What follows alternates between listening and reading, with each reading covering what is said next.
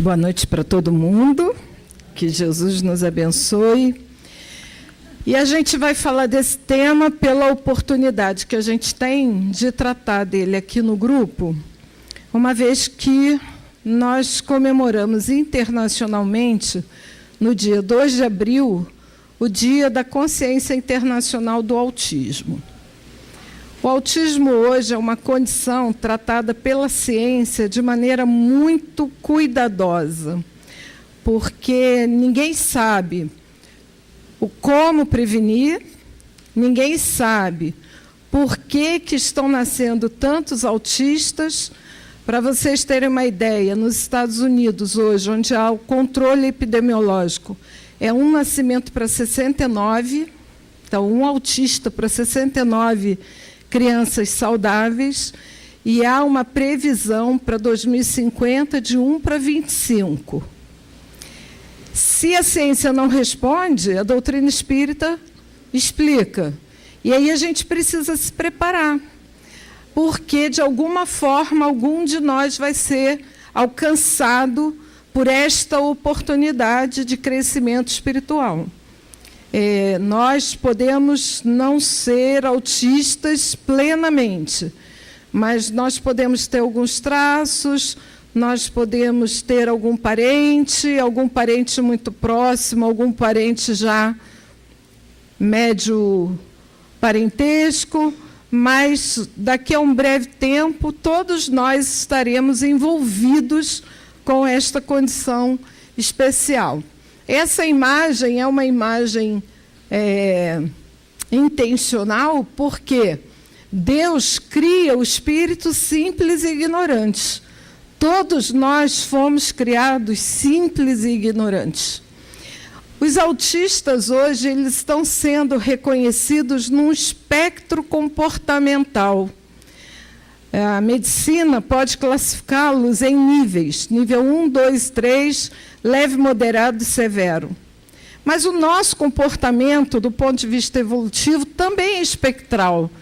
Porque se nós formos olhar o nosso comportamento, todos nós vamos de muito simpático a muito mal-humorado. Tá certo?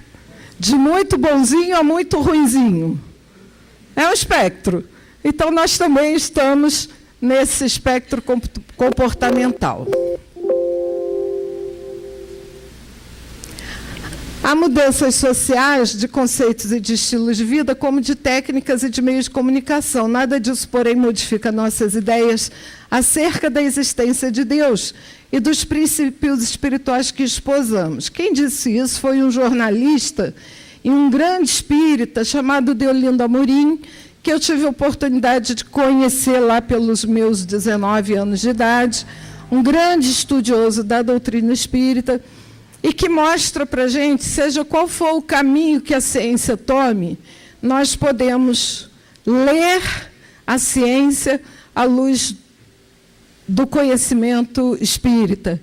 E o fato de nós conhecermos um pouquinho sobre a doutrina espírita e um pouquinho sobre a lei de Deus faz com que a gente dê muito valor a elas na condição de pessoas que tentam entender o autismo, já que a ciência materialista da Terra não entende o autismo.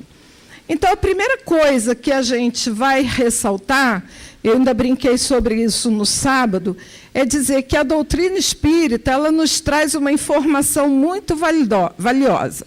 Nós não vamos arder no mármore do inferno e não vamos para o paraíso, porque o nosso destino é a felicidade.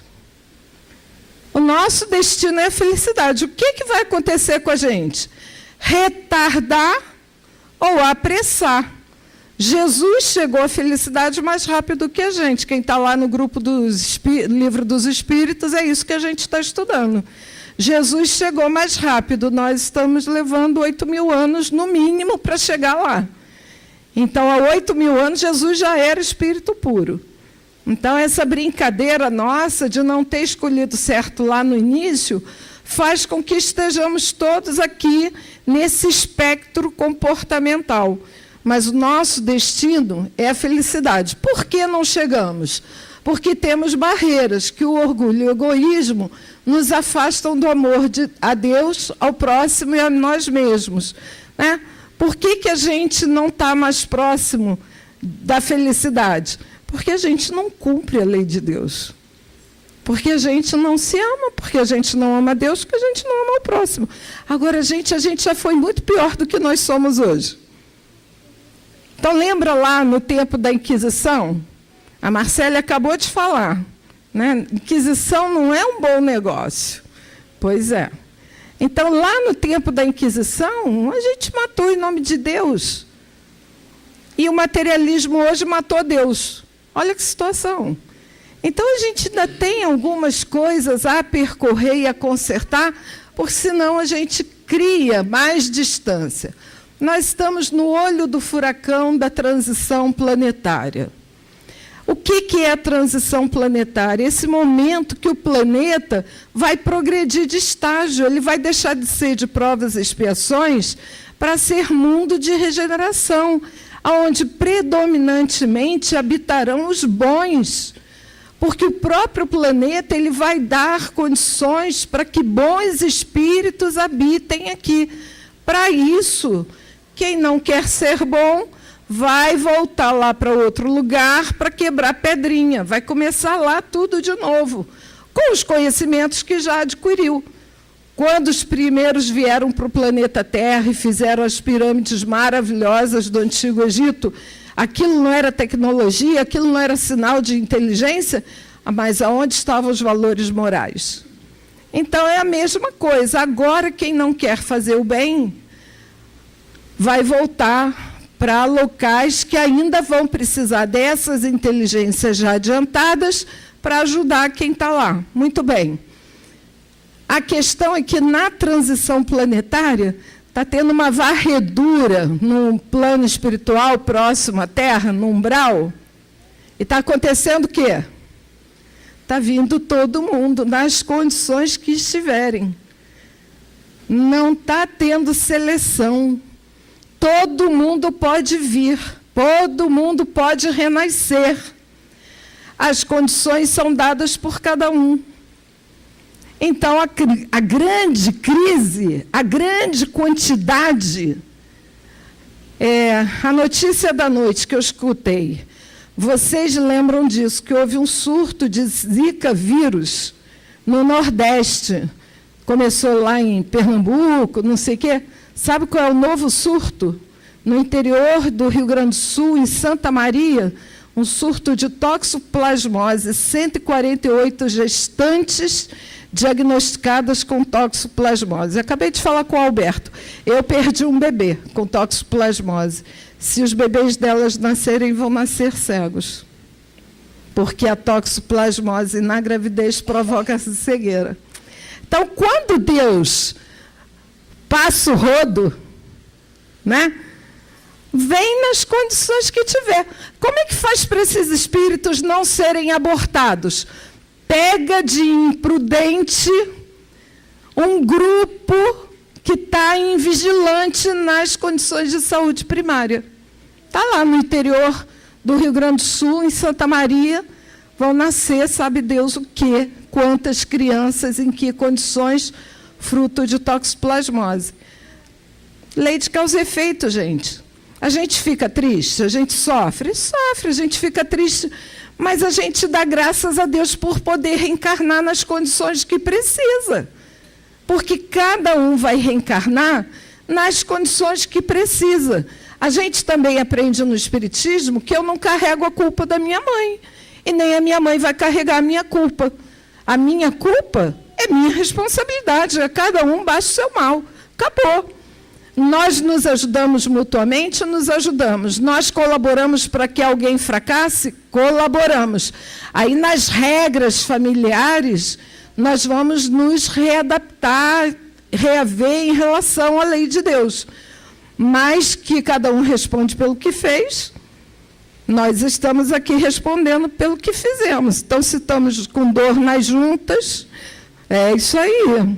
A Inquisição está no nosso caminho lá atrás. Família consanguínea e família espiritual. Para que a gente aprende isso na doutrina espírita? Tem finalidade? Tem. Numa hora dessas, tem. Ajuda a entender. A gente consegue ver, por exemplo, na escola, quando a gente vê muitas crianças autistas reunidas, que tem famílias que são mais amorosas e tem famílias que são menos amorosas. Todas são famílias consanguíneas. Qual é a diferença? As amorosas provavelmente são famílias espirituais também. As não amorosas provavelmente não são famílias espirituais, são espíritos adversos que estão reunidos em família para aprenderem a se amar. Pode ser até que não haja uma relação de causa e efeito daquela inimizade. A gente aprendeu, quando estudou Memórias de um Suicida, através do caso de duas portuguesas que renasceram, uma renasceu numa das ilhas dos Açores. Dos Açores? É. E a outra renasceu aqui no Brasil. E nenhuma das duas podia ter filhos, porque elas tinham desprezado a maternidade em outras encarnações. Mas a lei de Deus não desperdiça nada.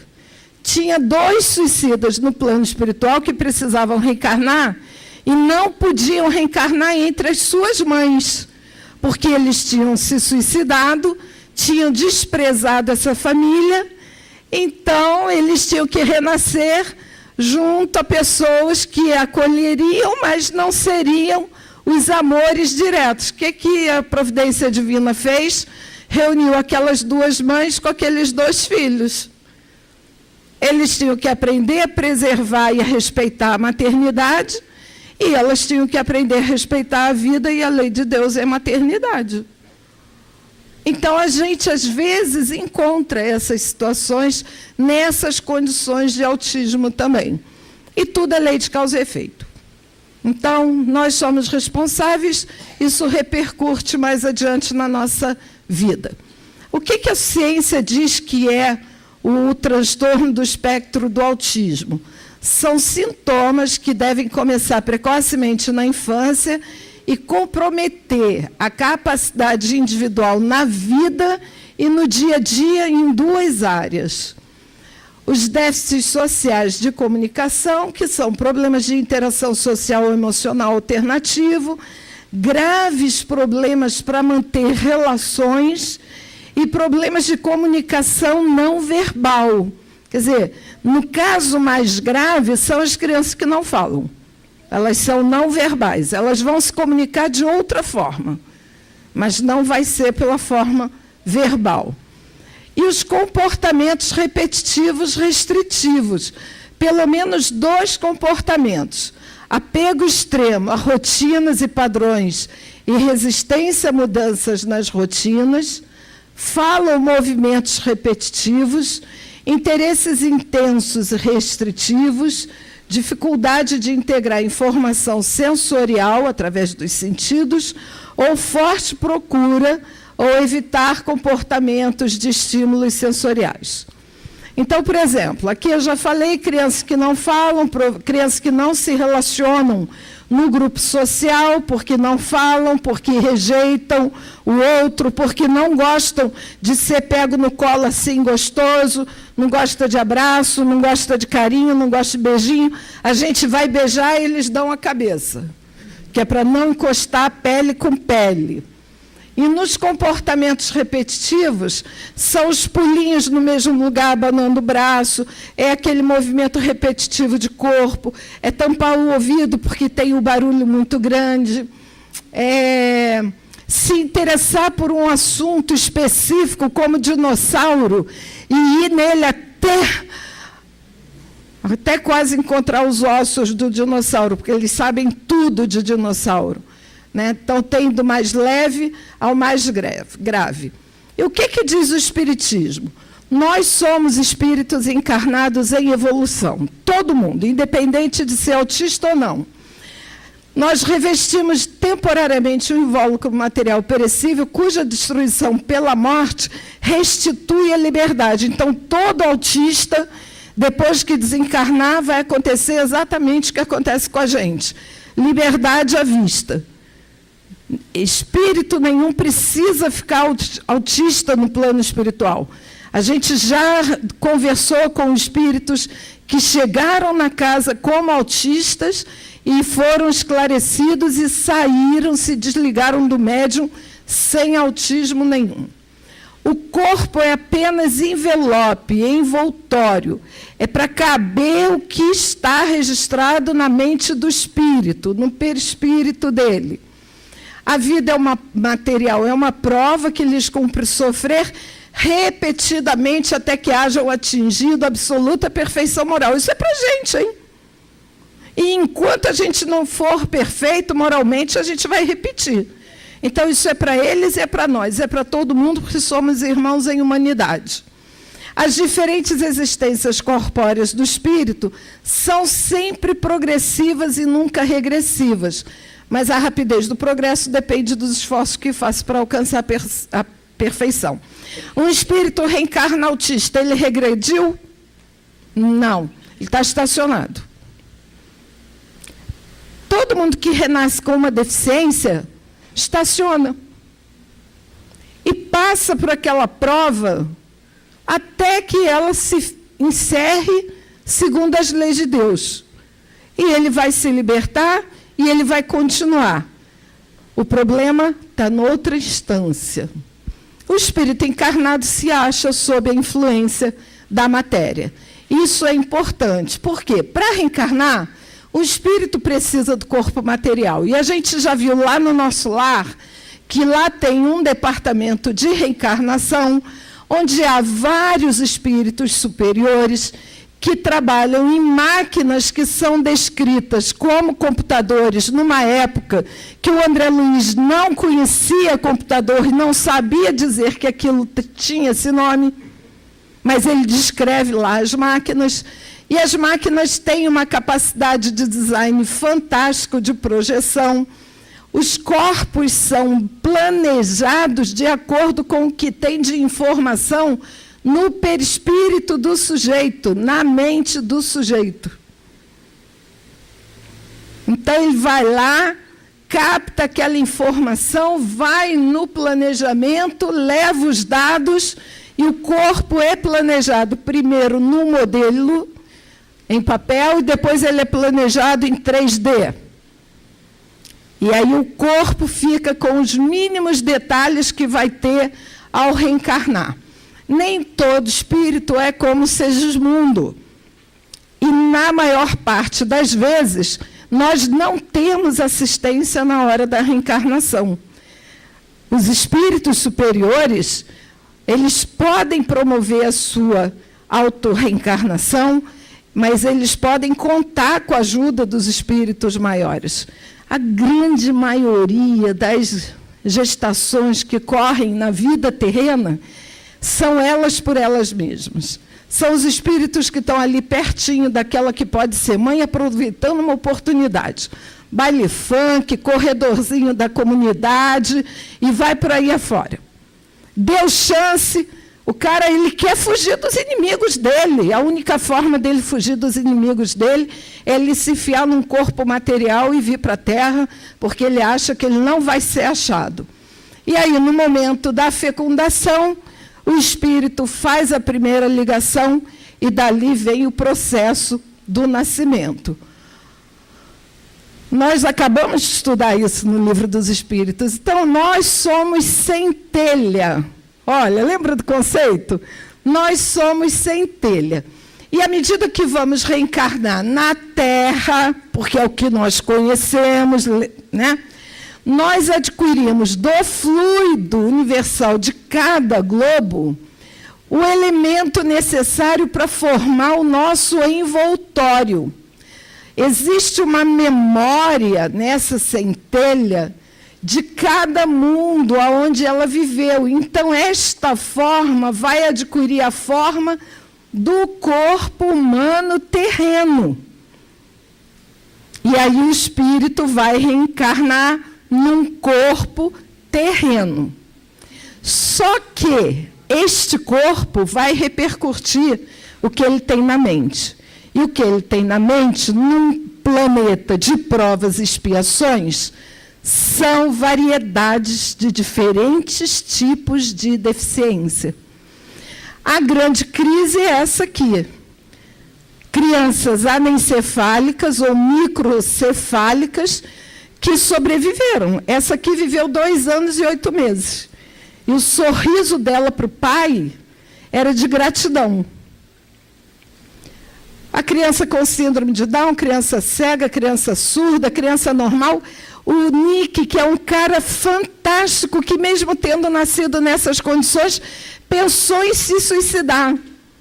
Mas ele reconheceu nessa vida que ele não ia fazer isso, ele não sabe que ele é um suicida renitente, e ele decidiu não fazer isso.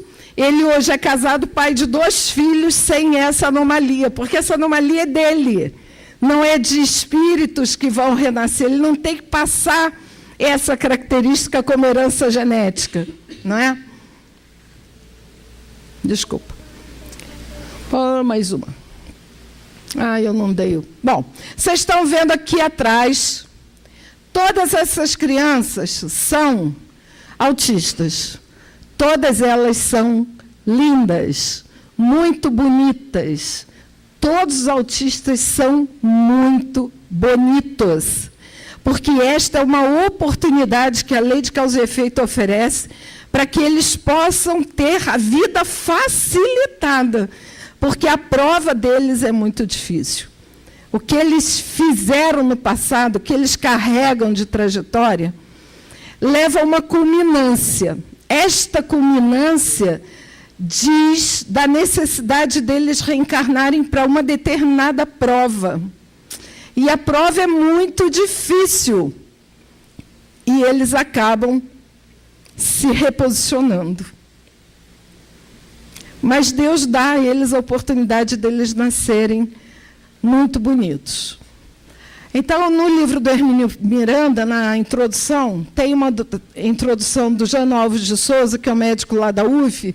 Ele diz assim: sejam quais forem os mecanismos materiais envolvidos na gênese do autismo, indubitavelmente sua causa inicial está nas experiências pregressas e nas necessidades kármicas do espírito encarnante. Então, assim, não temos o que duvidar, não temos o que questionar. É uma prova do passado desse espírito. E que quem se dispôs a ser pai e mãe está ali para colaborar. São os grandes colaboradores, são os grandes co-criadores. O Divaldo coloca como primeiro causa espiritual para o autismo o suicídio. E ele diz que são materialistas egoístas, espíritos que, impelidos pelo orgulho, se revoltam contra Deus e persistem nos seus desvarios, chegando mesmo a exagerá-los. Então, são espíritos muito renitentes. Somos nós, gente. Somos nós. Quanto mais resistente nós formos às leis de Deus, vai ter uma hora que a lei de Deus vai se impor a nós e a gente vai tomar uma decisão. Não, não quero desse jeito, eu não quero. A gente já viu isso aqui na quarta-feira. Olha, estão sendo oferecidos 2 caminhos para você. Um e outro. Ele disse, eu não quero nenhum dos 2. O Espírito disse isso para mim, eu não quero nenhum dos 2. Eu disse, mas são 2. São esses 2, você pode escolher qualquer um dos 2, eu não quero. E aí vai de conversinha para convencer. Está por trás o egoísmo, o orgulho, a sensualidade. Eles não são bonitos? O que carrega a beleza? Qual é o risco da beleza? Não é a sensualidade? Pois é. Que nos aproximam da natureza animal, prendendo-nos à matéria. Não interessa a forma, se pulou de um prédio, se está em depressão, se tomou veneno, se foi para a linha do trem. A gente conversa com os espíritos que desencarnaram nessas formas aqui, gente. O que interessa é que na hora que o cara se suicida, essa é a representação da morte do Camilo Castelo Branco, no livro Memórias de um Suicida. No ato do suicídio, o espírito se desloca, se desprende do corpo, consciente do que acabou de conhecer. Vocês viram Ghost? é aquilo. É aquilo. O espírito sai da matéria ciente do que acabou de acontecer, só que ele não entende, porque ele vê o corpo e ele está vivo. Ele está se sentindo vivo. Ele não faz uma relação direta, então a ficha não cai.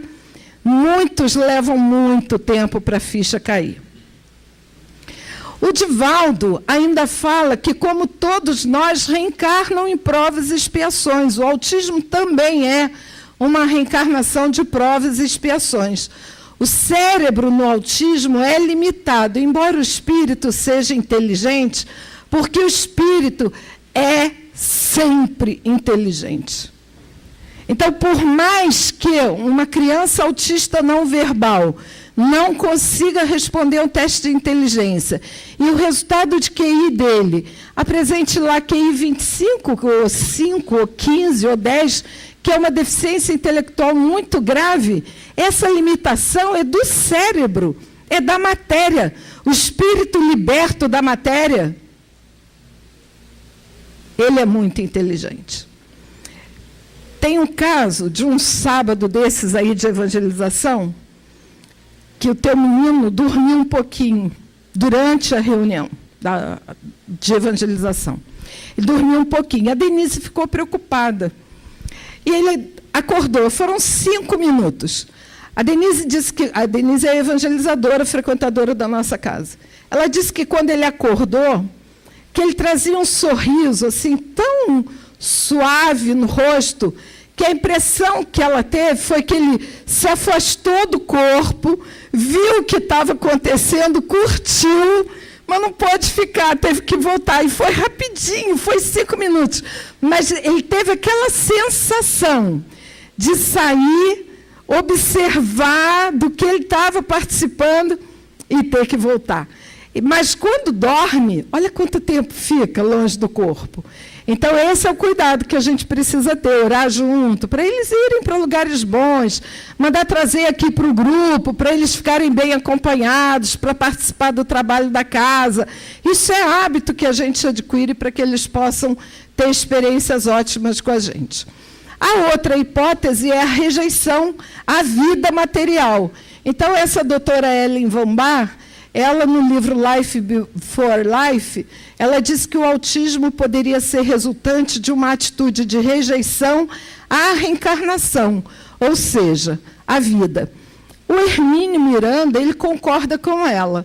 É sempre uma encarnação compulsória. E, nesse momento do rodo, vai todo mundo, passando a régua, vem todo mundo, é compulsório. Não tem escolha, não tem alternativa. Ou vem todo mundo agora para aproveitar a leva, se retratar, se renovar e dar continuidade, ou então vem todo mundo para ser levado para outro lugar no processo de desencarnação. Então, a entidade espiritual, ela decide não mais reencarnar-se, mas, de repente, se vê ante a contingência incontornável de fazê-lo. Um espírito nunca se autoaborta. Ele não tem esse poder. Quando o processo reencarnatório começa, ele está ali ligado, ele não consegue produzir o aborto.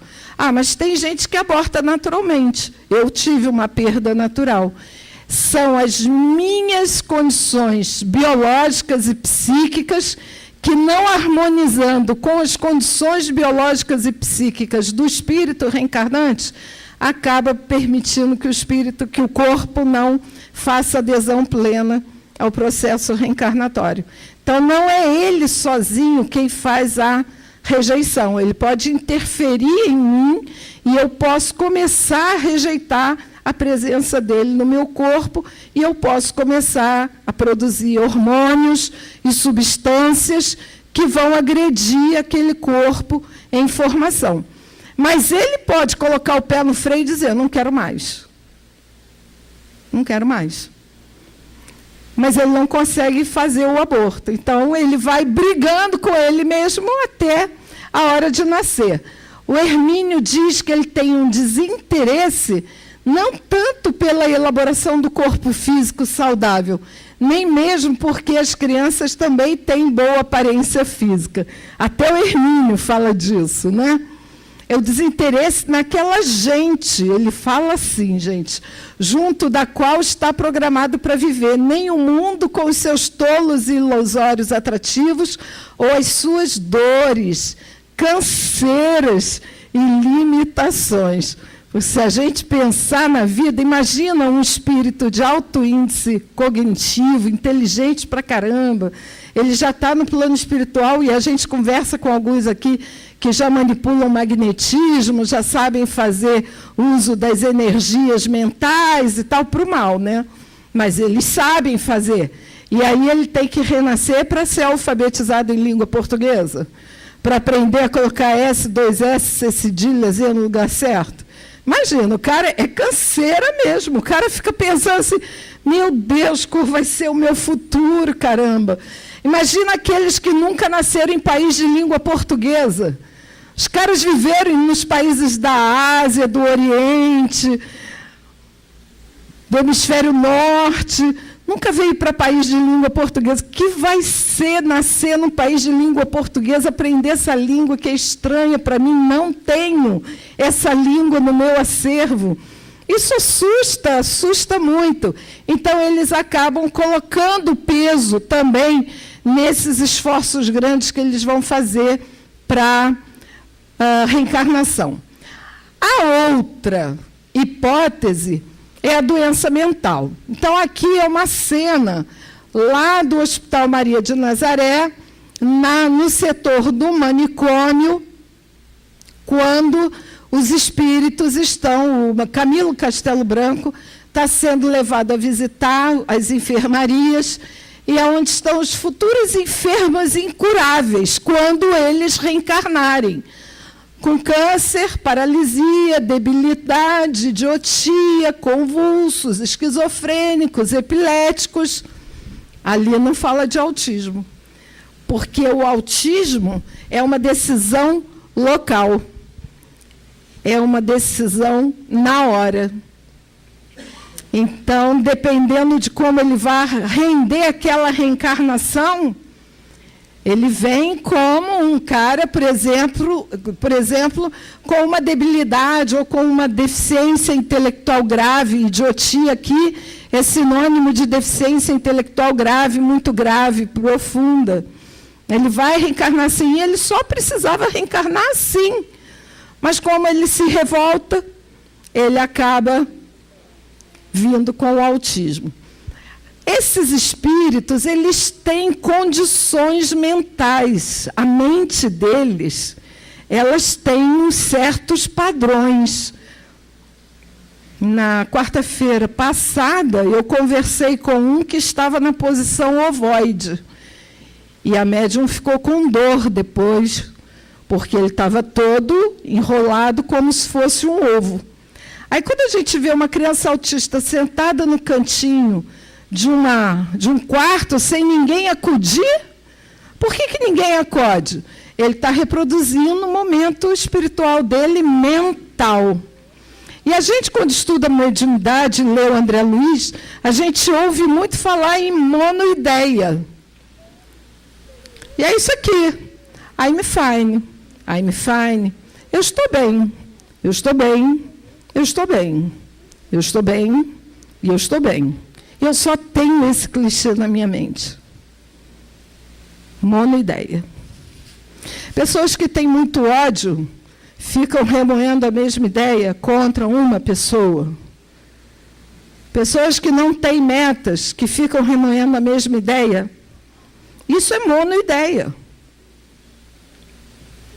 Então, a gente acaba se fechando num quadro mesmo de doença mental. E aí, olha eles lá bonitinhos, na monoideia.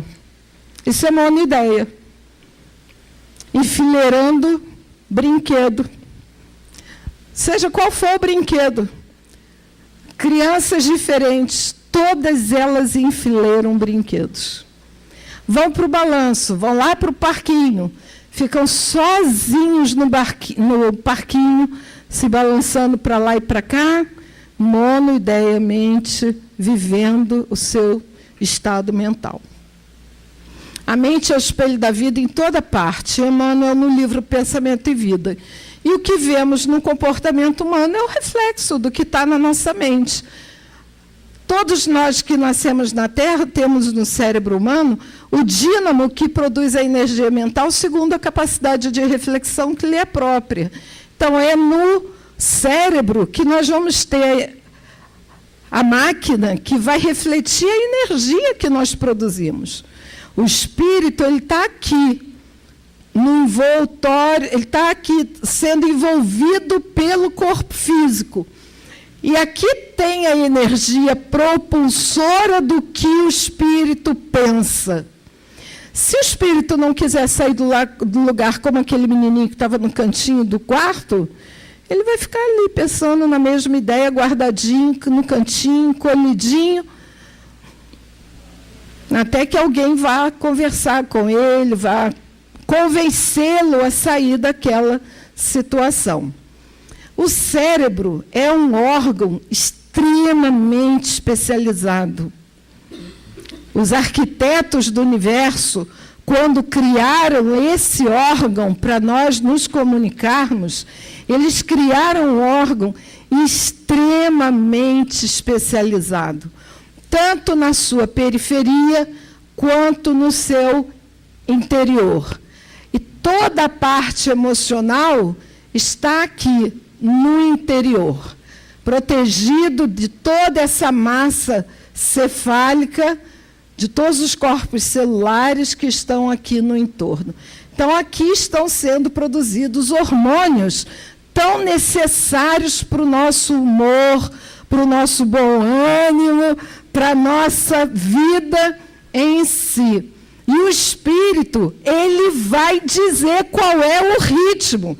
Aí a gente pensa assim, eu vou lá para a academia malhar durante 2 horas para produzir serotonina. Eu não vou não, eu vou comer 2 quilos de chocolate, porque eu vou produzir tanta serotonina quanto as 2 horas de malhação lá na academia. Quem fez isso não foi o cérebro. Quem deu esse comando foi o espírito. O espírito que gosta do chocolate, o espírito que gosta da academia. O cérebro é só a máquina que vai produzir o hormônio que vai dar essa sensação de bem-estar. Comparemos, então, a mente humana, espelho vivo da consciência lúcida, a um grande escritório subdividido em diversas seções de serviço. Então, está lá o meu escritório. Eu tenho um departamento do desejo, em que opero os propósitos e as aspirações, acalentando o estímulo ao trabalho. Tenho um departamento da inteligência, dilatando os patrimônios da evolução. A inteligência está abaixo do desejo. Quem regula a inteligência é o desejo. Abaixo da inteligência está a imaginação, significa que se a gente não tiver uma inteligência razoavelmente desenvolvida, a nossa imaginação vai ser pobre, amealhando as riquezas do ideal da sensibilidade. E, por último, a memória, arquivando as súmulas da experiência e outros ainda, que definem os investimentos da alma, porque é uma bobagem dizer por aí, como muitos dizem, que a gente não precisa de memória. Precisa sim, e ela está lá porque é ela responsável pelas nossos balanços. Mas, acima disso tudo, está o gabinete da vontade, que é gerente esclarecido e vigilante, governando todos os setores da ação mental. Então, se a vontade é preguiçosa, se a vontade é rebelde, se a vontade é insubmissa, se a vontade é materialista, se a vontade não está afim de nada com a hora do Brasil, o que é que vai acontecer? Ela vai influenciar negativamente todos os demais departamentos da nossa mente. E aí a nossa mente não é mais responsável pela nossa proximidade da felicidade. Então, a primeira consideração a fazer é: a pessoa que nasce com autismo é um espírito encarnado em prova ou expiação, que tem como destino a felicidade, mas apresenta déficits sociais de comunicação em pelo menos 2 comportamentos repetitivos e restritivos. Repetitivos por causa da monoideia, restritivo por causa da própria imposição que a mente coloca, como consequência do uso do seu livre-arbítrio, da sua vontade em vidas passadas. Então, não é castigo de Deus, não é culpa do pai e da mãe, absolutamente. A vontade dele impôs essa condição. Qual a finalidade da encarnação dos espíritos? Deus a impõe com o fim de levá-los à perfeição. Para uns é uma expiação, para outros uma missão. Mas para chegar a essa perfeição, eles devem sofrer todas as vicissitudes, sucessão de mudanças, da existência corpórea. Nisso aqui está a expiação. Então, também tem expiação para nós passarmos por todas essas etapas que a gente já sabe qual é, mas tem que passar. Porque é essa a nossa expiação. E isso é para todo mundo, não é só para quem tem alguma deficiência. Qual a finalidade? Ela ainda tem uma outra finalidade, que é pôr o espírito em condições de enfrentar a sua parte na obra da criação. Deus não cria sozinho. Nós somos co-criadores com Ele aqui na Terra. Se não tiver a reprodução humana, não há como os espíritos reencarnarem. E espíritos humanos só são reproduzidos através de humanos reencarnados. Então, nós também somos parte da criação. E para sermos parte da criação, nós temos que dominar as leis de Deus. Nós temos hoje um movimento no Congresso Nacional de aprovação da lei do aborto. Isso é uma regressão diante das leis de Deus. E os espíritos estão trabalhando para que isso não ocorra. Mas a gente tem interesses capitalistas que se sobrepõem. Então, a gente precisa ter consciência de que projeto de nação nós queremos. Nós queremos um projeto de nação com aborto ou sem aborto? É para executá-la que ele toma um aparelho em cada mundo, em harmonia com a matéria essencial do mesmo, a fim de nele cumprir do ponto de vista as ordens de Deus. Porque os espíritos disseram isso a Kardec. Nós vamos cumprir sempre, em qualquer mundo que nós formos, as ordens de Deus. E aí, assim, quem é rebelde sofre. Porque ele não entende que Deus é amor. Que Deus faz o que é melhor para a gente. Que é através do amor que a gente consegue evoluir. Se a gente reluta, se a gente não alcança a compreensão dessa lei divina, a gente vai sofrer porque a gente vai se opor sempre, né? E é dessa maneira, concorrendo para a obra geral, que também progride. Qual será o mérito da existência de seres como cretinos e idiotas, não podendo fazer o bem nem o mal, se acham incapacitados de progredir? É uma expiação decorrente do abuso que fizeram de certas faculdades. É um estacionamento temporário. O que tem a ver isso com o autismo? Cretinos era um nome técnico médico que se dava no século XIX para a doença hipotireoidismo, cretinismo. E quem tinha o hipotireoidismo era cretino. Hoje essa palavra é pejorativa, a gente usa ela de outra maneira.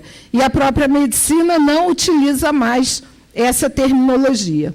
E idiota também era um termo técnico médico no século XIX, que era o grau mais grave de deficiência intelectual: débil mental, imbecil e idiota.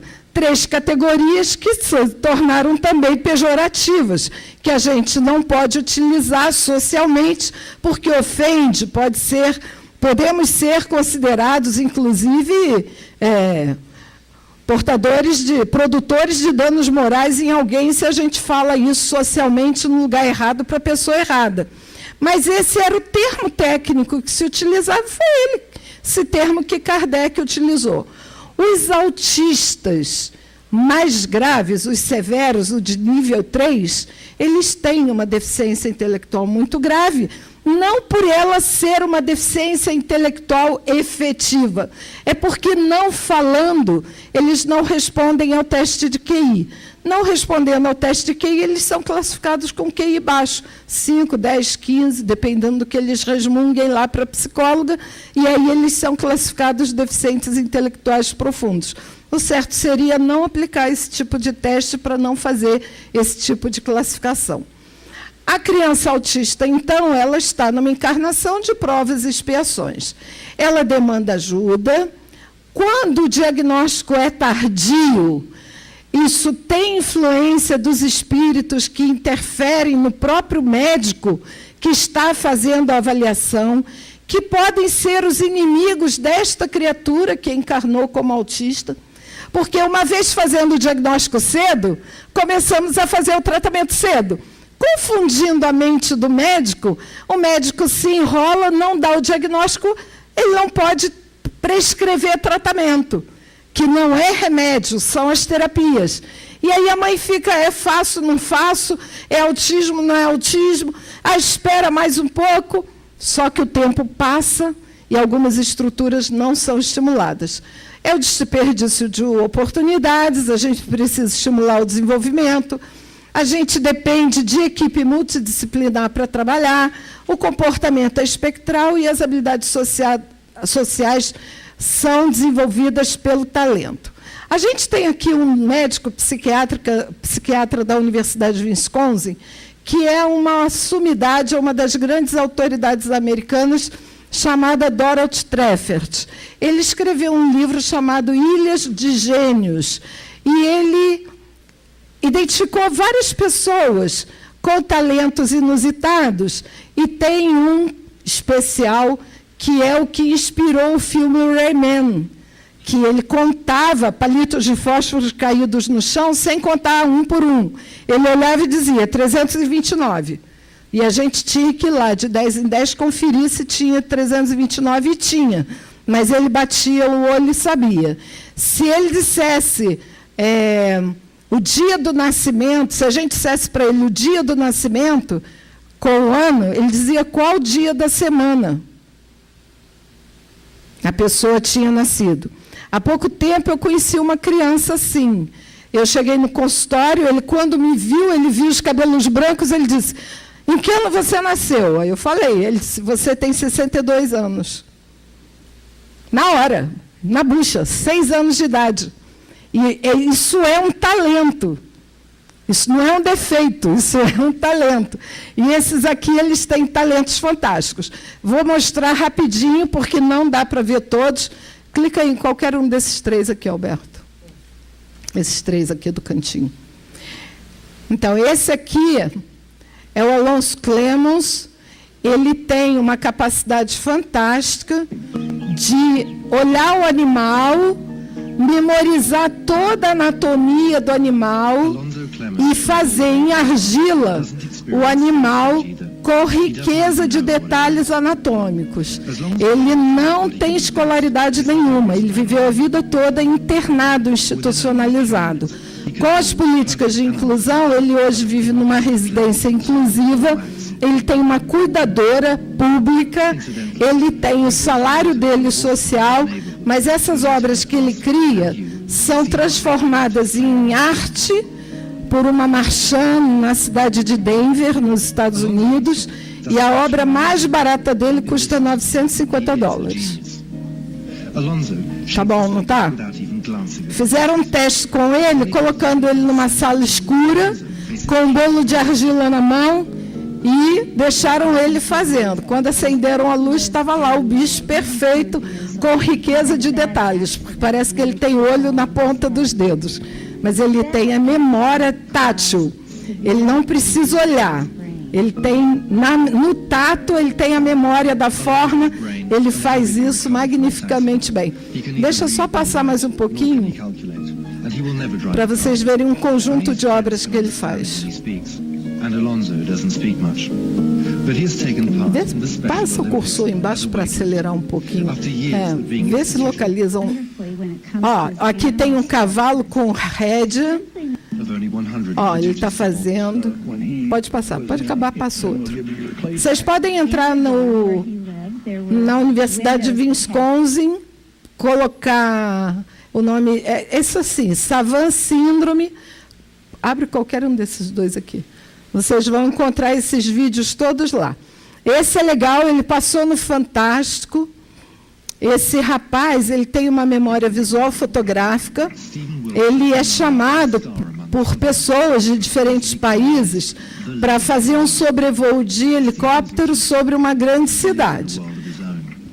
E aí as pessoas vão lá conversando com ele, e ele vai ouvindo a música dele, mas ele tem que olhar atentamente tudo que ele vai ver sobrevoando, né? Então, nessa viagem, ele está em Roma.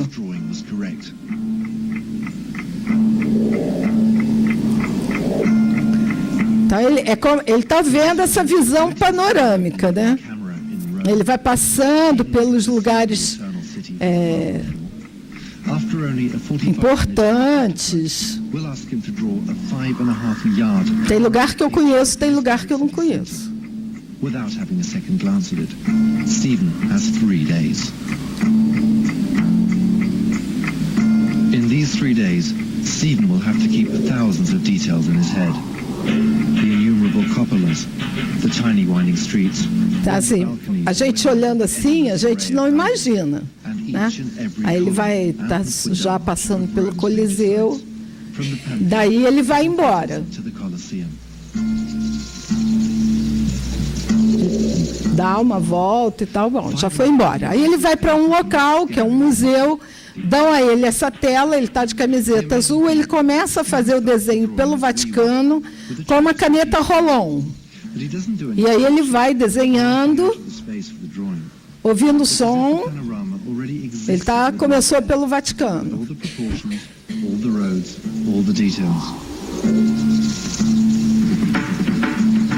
No dia seguinte, ele já está de camisa preta, olha o tanto que ele já fez para o lado direito da tela, do lado de lá está branco, né?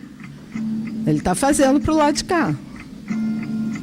Segundo dia. Olha lá, é aquela visão do helicóptero. Olha o Vaticano aqui na metade, e agora ele voltou para a camisa azul, que é o terceiro dia, e aí ele veio para o lado de cá da tela, com a canetinha lá, fazendo janelinha por janelinha. Sei lá o que ele está fazendo, ele está lá fazendo as janelinhas dele. E aí ele faz uma foto panorâmica de 180 graus de Roma, do que ele registrou desse sobrevoo. Essa é a irmã dele. Eles são londrinos. Então está lá. A viagem que foi vista, né?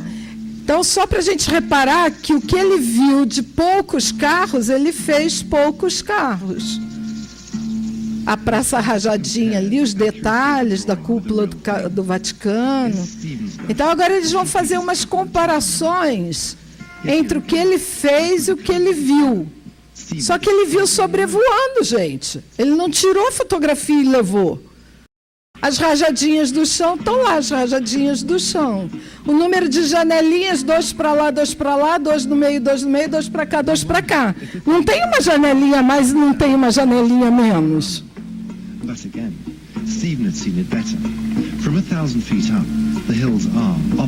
Deixa eu só mostrar ele aqui no Vaticano. Então, ele faz essa cúpula. Eu vou encerrar com o Saulo.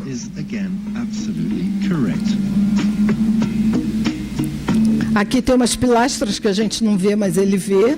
Olha lá, a gente não vê, mas ele viu.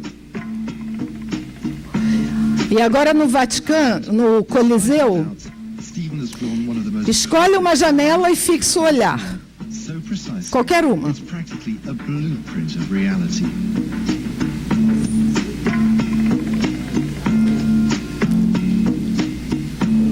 Não tem uma que ele não tenha feito. Todas elas ele fez. Abaixa aí. Nós vamos encerrar com o Saulo. O Saulo é um brasileiro and side streets. autista. Tá aqui, peraí. Ele não falou até os 12 anos. E com 12 anos ele disse assim: nossa, essa mulher faz tanta coisa boa para mim e eu não falo com ela, vou dar um presente para ela. Deu erro? Ah, vai no Explorer, tem lá no Explorer. Dá um ESC. Não, dá um ESC. A gente vai encerrar escutando ele. E aí ele disse: eu vou dar um presente para ela. Ele nunca tinha falado, por isso que é muito complexo essa coisa do autista que nunca fala, porque tem o Leslie Lake, que começou a falar com 30 anos, tem o Saulo, que começou com 12, e a gente precisa saber o que é que vai promover a motivação para que ele fale. E aí o Saulo... Hã? Foi. O Saulo fez o curso de canto lírico na UFRJ. Ele foi o único aluno da UFRJ que entrou sem vestibular. Foi feita uma carta pedindo para que ele entrasse, porque ele passou na prova de habilitação específica e ele não passou na prova de conteúdo. Mas aí a UFRJ, um ano depois, deu a autorização para ele entrar. Ele canta em todos os feirões do Divaldo, de 2 ou 3 anos para cá. Então, quem for ao feirão do Divaldo, no final da palestra, ele sempre canta. Não, deixa. O Saulo, além de ter nascido autista, ele é cego. E ele é considerado hoje o maior cantor de música lírica grega no país. Ele nunca estudou língua nenhuma. Ele aprendeu todas essas canções que ele canta, todas as óperas que ele canta, ouvindo nos CDs. Porque o pai e a mãe, ele é o 4º filho, eles têm uma cultura erudita, uma cultura clássica. Eles ouviam música clássica em casa. Então ele ouvia aquela música, só que ele não falava. Então ninguém sabia o que ele estava se apropriando do que ele estava ouvindo. A primeira canção que ele cantou foi uma ópera. E o que mais me impressiona e me encanta nele é que ele pode dar o agudo que ele quiser. Que ele não sofre para dar agudo nenhum. Ele é tenor, mas a voz sai com tanta naturalidade. Não muda nada. Parece que ele fala Maria com mais alegria e o som sai elevando a gente. O nome dele é Saulo Laucas. Vocês podem procurar ele na internet para ver os videozinhos do YouTube que tem lá dele. Inclusive o concerto de formatura dele. Foi um concerto muito difícil e ele foi muito aplaudido.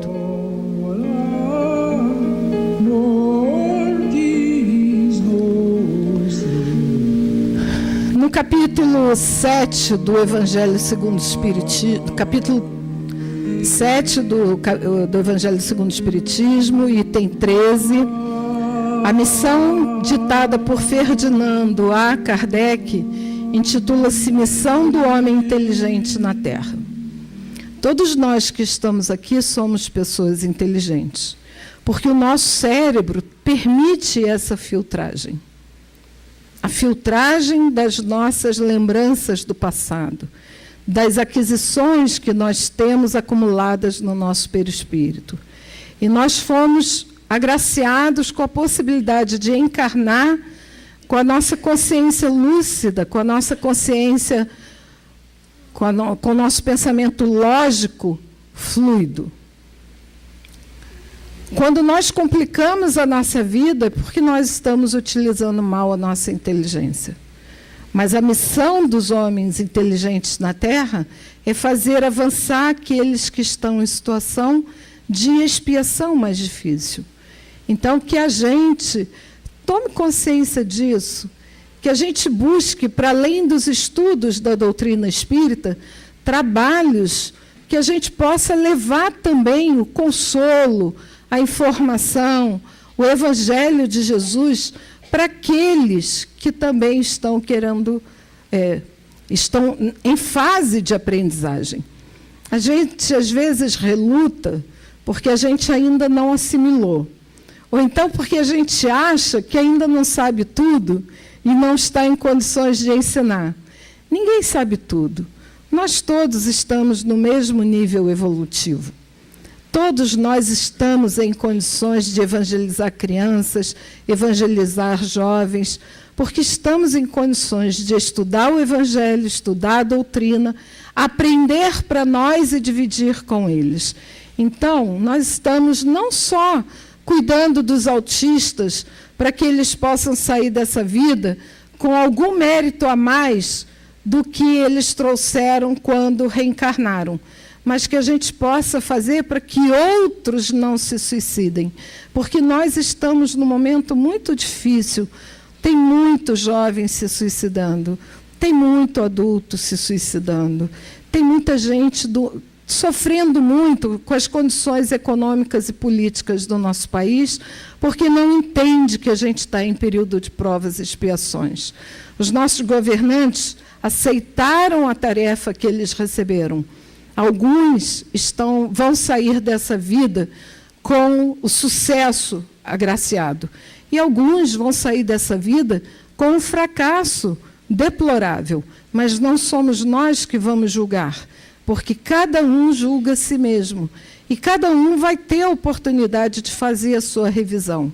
Se a gente puder fazer um trabalho de prevenção de suicídio, a gente já estará evitando que novos autistas nasçam na Terra. Que Deus nos abençoe sempre, que a gente consiga vencer a nós mesmos acima de tudo.